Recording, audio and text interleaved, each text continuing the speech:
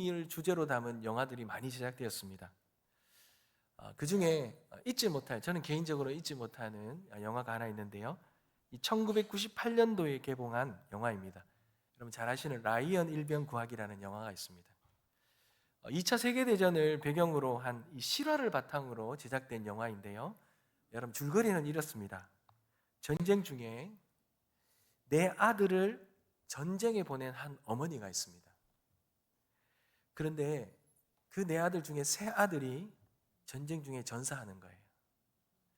그래서 죽은 이 아들의 전사 소식을 이제 전해주러 그 어머니를 찾아갈 때마다 그 어머니가 그 찾아오는 그 군인들을 보면서 이제 절망하는 거죠. 근데 그 소식을 전하는 그 미국 정부가 고민에 빠진 겁니다. 왜냐하면 이제 남은 아들 하나, 이 아들 하나마저 목숨을 잃는다면 이 소식을 전하는 그리고 듣는 어머니의 마음이 어떠했겠습니까? 그래서 미국 정부가 결단을 하죠. 마지막 남은 아들인 이 라이언을 이 일병만큼은 반드시 집으로 돌아오게 하겠다고 그렇게 결단합니다. 그래서 이 한 명의 병사를 구하기 위해서 이 특별한 이 정예 부대를 꾸리는데 8인의 정예 부대를 꾸립니다.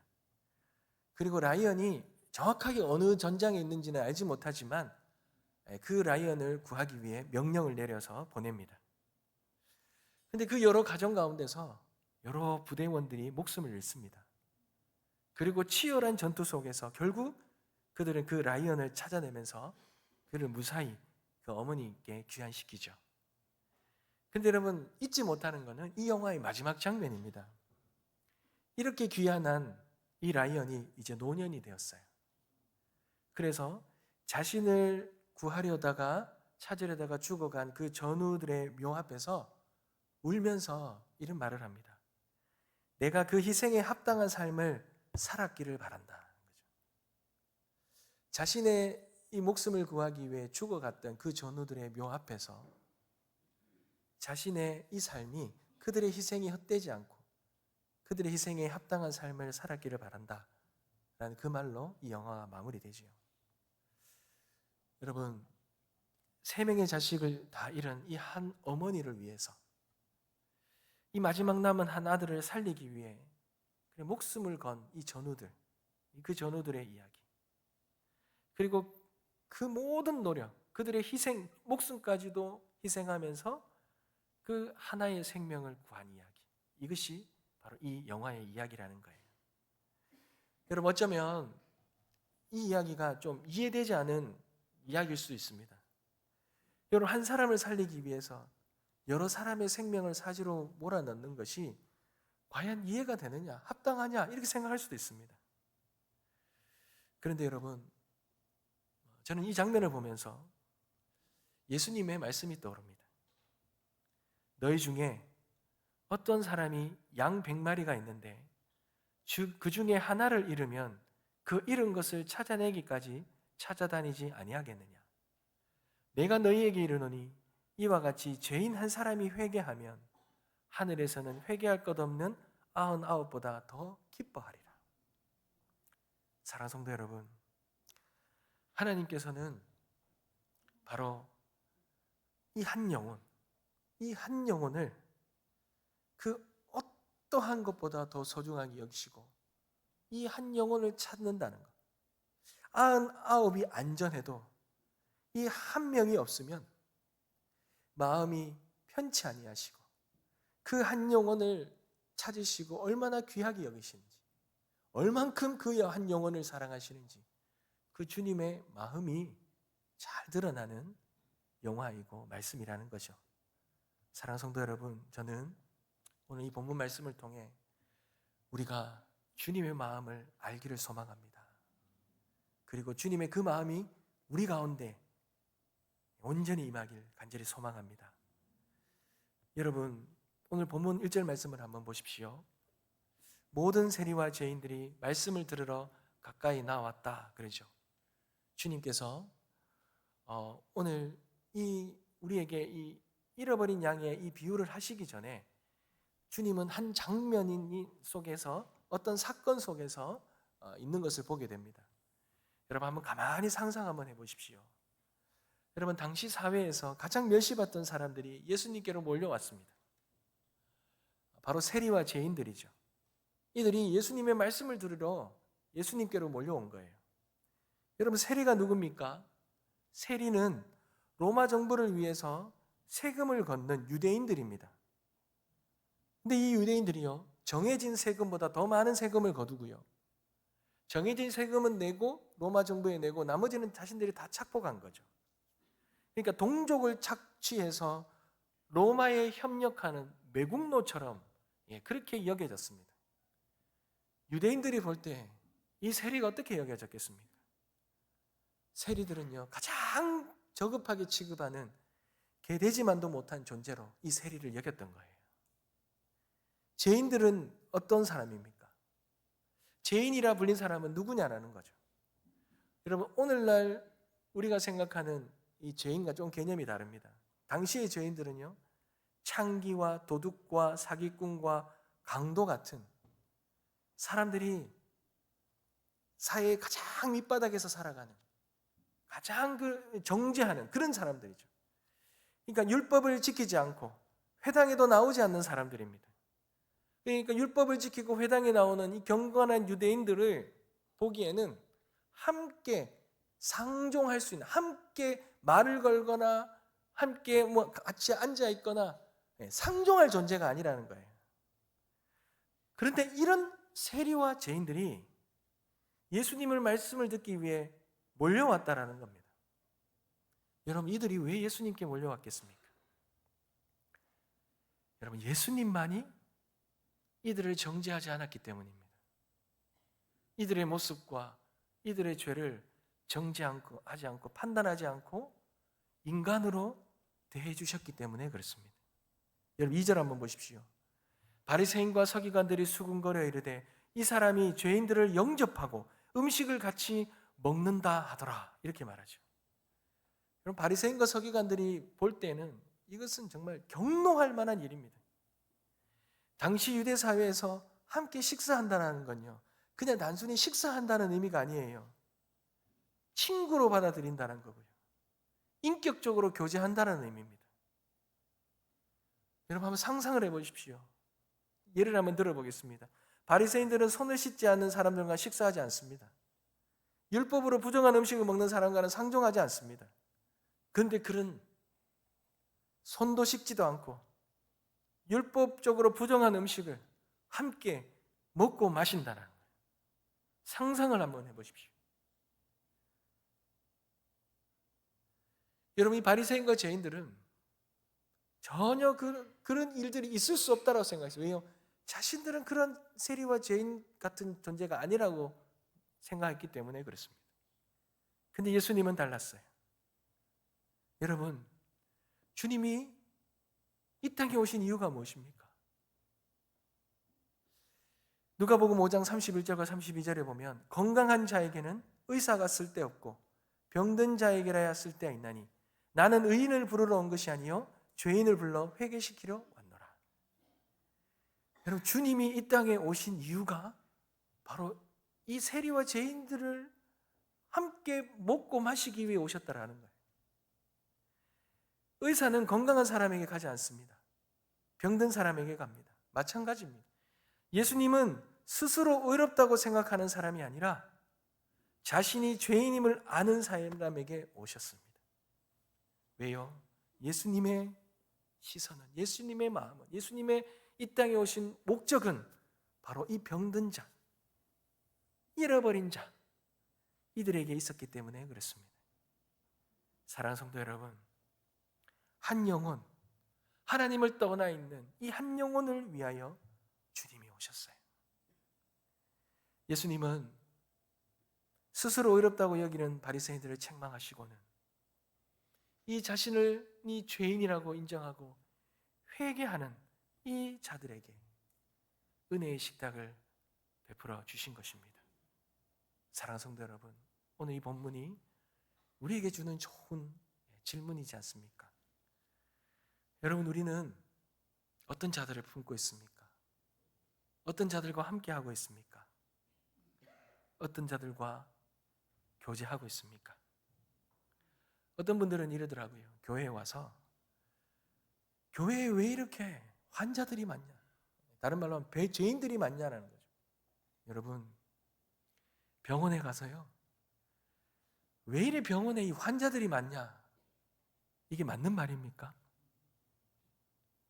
병원은 환자들이 넘치는 자리죠. 여러분, 교회는 어떤 곳입니까? 죄인들이 오는 곳입니다.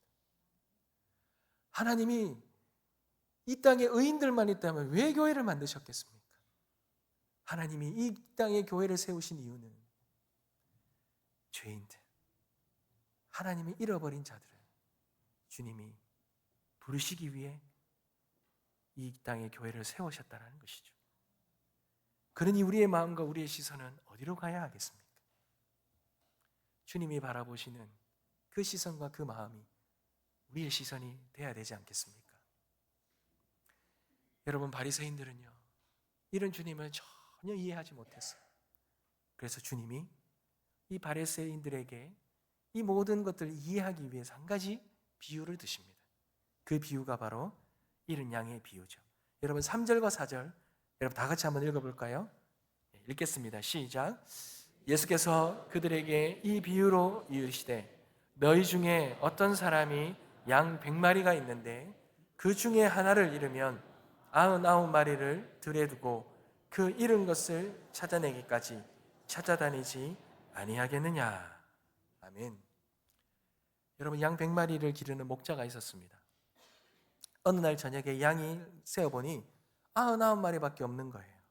한 마리가 없어졌습니다. 여러분, 세상적으로 생각해 보면 어떻습니까? 이 99마리, 그래도 99마리가 있는 것은 다행이죠. 근데 이 한 마리 잃어버리는 거 아깝죠? 이 한 마리 이렇게 찾아야 되겠죠. 그런데 여러분, 밤은 어두웠습니다.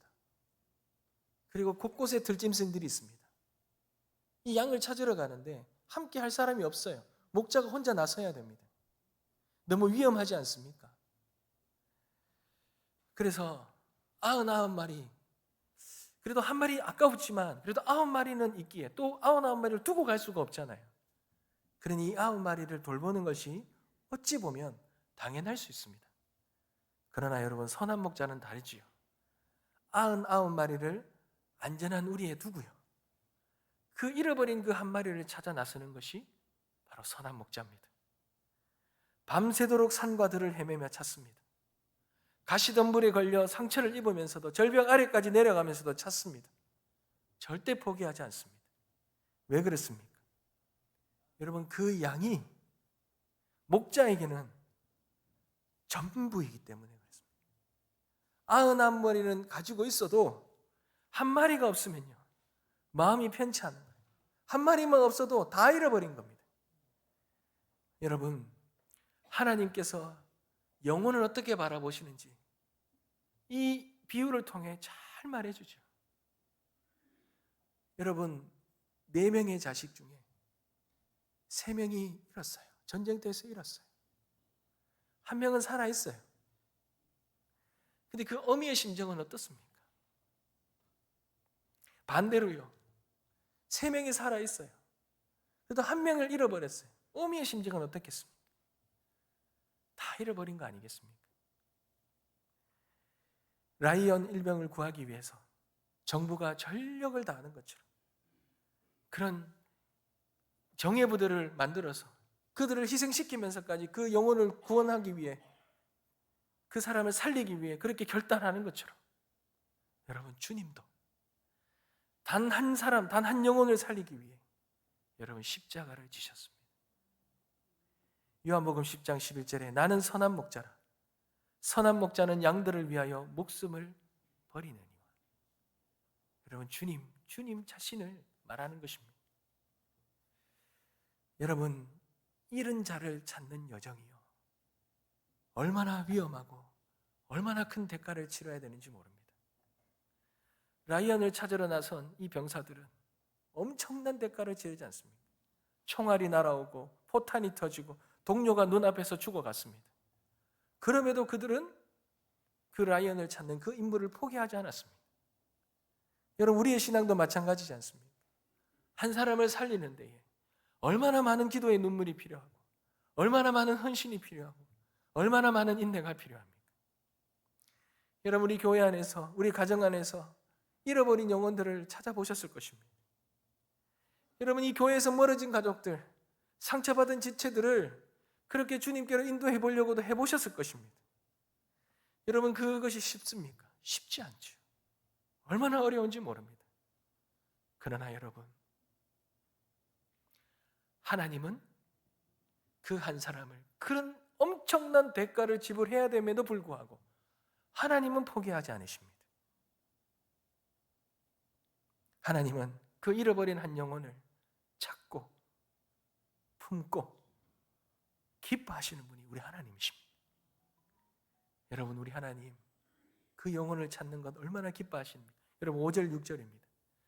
또 찾아낸 즉 즐거워하여 여러분 어깨에 메고 집에 와서 그 벗과 이웃을 불러 모으고 말하되 나와 함께 즐거워하자 나의 잃은 양을 찾아내었노라 하리라.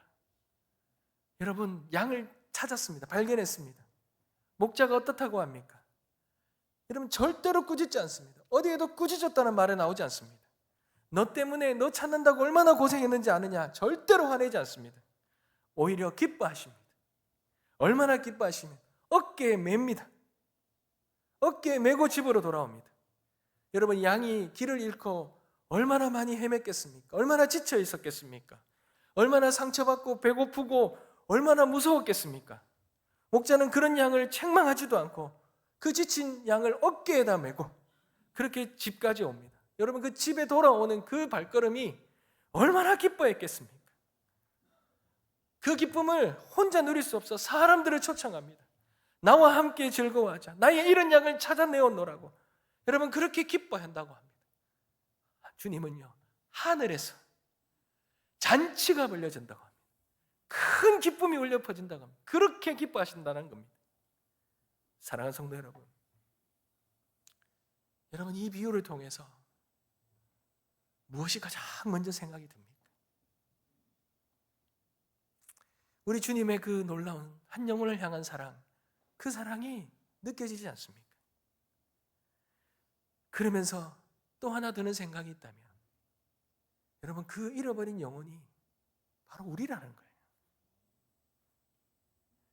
우리를 그렇게 찾으셨다라는 거예요. 이 비유가 주는 가장 큰 첫 번째 메시지가 그 잃어버린 한 영혼이 우리라는 거예요. 우리라는 거예요. 주님은 우리를 찾기 위해 하늘 보좌를 버리고 이 땅에 오셨다는 거예요. 33년을 이 땅에서 사시며 우리를 찾아 헤매셨다는 거예요. 그리고는 마침내 십자가에서 우리의 죄를 담당하시며 죽으시면서 우리를 찾으셔서 우리를 하나님께로 인도하셨다는 거예요. 그리고 하나님은 하나밖에 없는 아들 희생하면서까지 찾은 그 아들을 찾는 기쁨에 천국에서 잔치를 벌이신 것이 우리 하나님이시라는 겁니다. 사랑하는 성도 여러분, 누가복음 15장 10절에 이렇게 말하지 않습니까? 내가 너희에게 이르노니 이와 같이 죄인 한 사람이 회개하면 하나님의 사자들 앞에 기쁨이 되느니라. 하나님은 천하보다 더 귀한 것, 이 한 영이 주님께로 돌아오는 것, 이것을 기뻐하신다는 것입니다. 사랑하는 성도 여러분, 혹시 저와 여러분 지금 어디에 있습니까? 혹시 양떼에서 떨어져 나와 길을 잃고 헤매는 그 어린 양, 그 어린 양이 나의 모습은 아닙니까? 선한 목자 되신 예수님이 오늘도 그런 우리를 찾고 계십니다.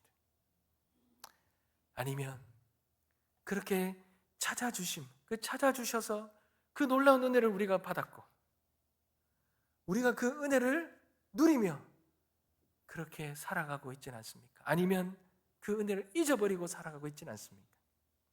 사랑하는 성도 여러분, 주님은 오늘 이 비유의 말씀을 통하여 그 잃어버린 한 영혼이 우리라는 것을 알게 하시고 그 놀라운 하나님의 은혜와 사랑을 깨닫기를 원하십니다. 그리고 우리에게 놀라운 하늘의 비밀, 하늘의 가치관을 우리에게 허락해 주시죠. 여러분, 그게 바로 7절입니다. 우리 다 같이 한번 읽겠습니다. 7절입니다. 읽겠습니다. 시작.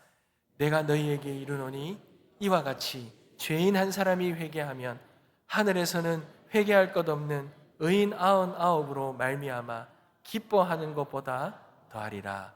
아멘. 여러분, 이 말씀에서 우리가 놓치지 말아야 될 한 구절이 있죠. 회개할 것 없는 의인 99입니다. 여러분, 한 마리 잃어버린 영혼이 우리라는 거, 이것도 너무나 귀한 깨달음이지만 또한 하나 깨달아야 될 것이 회개할 것 없는 의인 99입니다. 여러분, 정말로 완전한 의인을 말하는 것이겠습니까?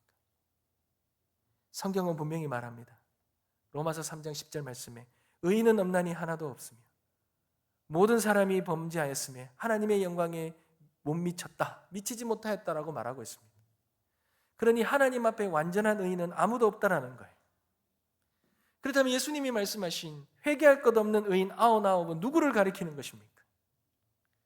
바로 스스로 의롭다고 생각하면서 회개할 필요를 느끼지 않는 이 바리새인들을 가리키는 것입니다. 바리새인들은 자신들을 의인이라고 생각했습니다. 율법을 지켰고 11조를 드렸고 기도하였고 금식하여서 자신들은 죄인이 아니라고 철떡같이 믿고 있어요. 오히려 천국에 더 가까운 사람으로 그렇게 생각했습니다. 그래서 그들은 회개할 필요가 없다고 생각했어요. 하지만 하나님의 관심은 그런 교만한 자들이 아니라 자신의 죄를 깨닫고 회개하는 사람에게 있다라는 거예요. 하나님은 겸손한 자를 높이시고 교만한 자를 낮추시는 분이 하나님이시라는 것입니다. 사랑하는 성도 여러분, 하나님은요, 자신이 죄인이 아니라 자신이 의인이라고 여기는 99마리, 아니 1000명, 10,000명, 100,000명, 그 수많은 사람들이 모여있는 그 교회, 그 수많은 사람들이 모여있는 그곳을 하나님은 원치 않으십니다. 그것이 큰 교회이고 그것이 부흥하는 교회이고 하나님은 그것을 통해서 기뻐하시지 않는다는 거예요. 하나님은 성경 그 어디에도 숫자로 이야기하신 것이 없어요. 오히려 하나님은 수많은 사람들이 있다 할지라도 그 중에 회개하는 한 영혼만 있다면, 그 한 영혼만 있다면 주님은 그 영혼을 기뻐 받으신다고 말씀하고 계십니다. 사랑하는 성도 여러분, 우리가 99마리가 되어서는 안 됩니다. 우리는 잃어버린 이 한 마리의 영혼이 되어야 됩니다. 그 잃어버린 한 마리 영혼, 누군가의 눈물을 통해, 누군가의 기도를 통해 우리의 마음을 바꾸셨고 하나님이 우리를 인도해 주셨습니다. 그러한 은혜를 누리게 되었습니다. 아니, 아직 우리가 그렇게 그 은혜를 누리지 못하였다면 오늘 이 시간이 우리가 주님께로 돌아가는 그런 시간이 되어야 될 줄 믿습니다. 사랑하는 성도 여러분, 우리가 천국에 가면요, 놀라운 광경을 보게 될 것입니다. 대형 콘서트처럼 수천 명이 예배드리면서 수많은 사람들이 하나님을 찬양하며 영광을 올려드리는, 여러분, 그러한 모습이 아니에요. 그러한 모습에 우리가 기대하는 것이 아니고요. 하늘에서는요, 한 영혼이 회개하고 돌아왔는데 마치 수백 수천만이 돌아온 것 같은 그런 축제가 열리는 그것을 보며 우리는 놀랄 것입니다. 하나님 아버지가 팔을 벌리고 달려나와 그 한 영혼이 천국으로 오는 것을 기뻐 받으시며 그를 안으시며 그를 어깨에 메시며 천국에서 잔치가 벌어지는 그런 놀라운 일들을 여러분, 우리는 보게 될 것입니다. 사랑하는 성도 여러분, 잊지 마십시오. 하나님께 우리가 얼마나 소중한 존재라는 거예요. 하나님께 우리는 전부입니다. 그렇다면 온 우주를 다 잃어도 우리 하나만 있으면 기뻐하시는 그 하나님이 여전히 잃어버린, 우리처럼 한때 잃어버렸던 그 영혼들을 하나님이 찾지 않으시겠습니까? 그 영혼을 향한 그 하나님의 마음과 그 시선을 우리가 가지고 바라봐야 되지 않겠습니까? 그러한 은혜가 있게 되시길 주님의 이름으로 축복합니다. 그러한 주님의 마음과 시선을 우리가 간직하게 되시길 주님의 이름으로 축복합니다. 사랑하는 성도 여러분, 오늘 말씀을 맺으며 저는 우리 모두가 잠시 눈을 감고 한번 생각해 보는 시간을 한번 좀 가졌으면 좋겠습니다. 여러분, 우리의 마음속에 주님이 주시는 떠오르는 한 영혼이 있습니까? 누구도 좋습니다. 내 안에 주시는 그 한 영혼들 한번 기억해 보시기 바랍니다. 교회를 떠난 자녀가 있습니까? 신앙에서 멀어진 사랑하는 친구가 있습니까? 복음을 들어보지 못한 우리 지인들이 있습니까? 삶의 무게에 지쳐 절망하고 있는 우리의 동료들이 있습니까? 아니면 가족 중에 아직 예수님을 모르는 분이 있습니까? 아니면 내 자신이 떠오르십니까? 하나님은 바로 그 사람을 내 전부라고 부르십니다. 그리고 하나님은 오늘 그 한 사람을 주님은 찾으십니다. 우리를 통해 찾으십니다.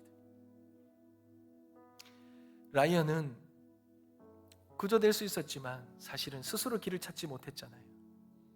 오늘 하나님은 우리를 누군가의 구조대로 부르고 계신다라는 거예요. 기억하십시오. 우리도 한때 길을 잃은 양이었다는 거예요. 누군가의 눈물과 기도와 헌신 속에서 우리가 다시 돌아왔다는 거예요. 여러분 잊지 마시기 바랍니다. 우리 주님도 우리에게 말씀하십니다. 내가 너를 위해 죽었다. 너는 그 은혜에 합당한 삶을 살고 있느냐?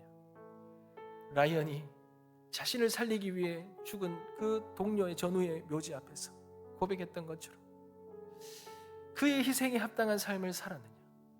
여러분, 십자가의 희생을 통하여 우리를 구원하셨는데 그 은혜와 사랑을 아는 합당한 삶은 여전히 주님이 찾으시는, 애타게 찾으시는 그 영혼을 위하여 우리가 복음을 전하며 나아가는 것일 줄 믿습니다. 여러분, 우리에게 떠오르는 그 영혼, 그 영혼을 위해 우리가 간절히 기도했으면 좋겠습니다. 진실한 관심과 사랑으로 우리가 섬겼으면 좋겠습니다. 그리고 끝까지 포기하지 않았으면 좋겠습니다. 여러분, 전도는 기술이 아니라 사랑의 순종입니다. 하나님이 얼마나 그 한 영혼을 간절히 찾으시는지 그것을 깨닫고 우리도 그 영혼을 향하여 걸어갈 수 있는 순종이 필요한 것입니다. 우리에게 그런 놀라운 주님의 마음과 주님의 시선이 우리에게 허락되어지길 간절히 소망합니다. 그리고 그 귀한 부르심의 사명 우리 모두가 감당하는 그런 은혜가 있게 되시길 주님의 이름으로 축복합니다. 우리 찬양 드릴까요?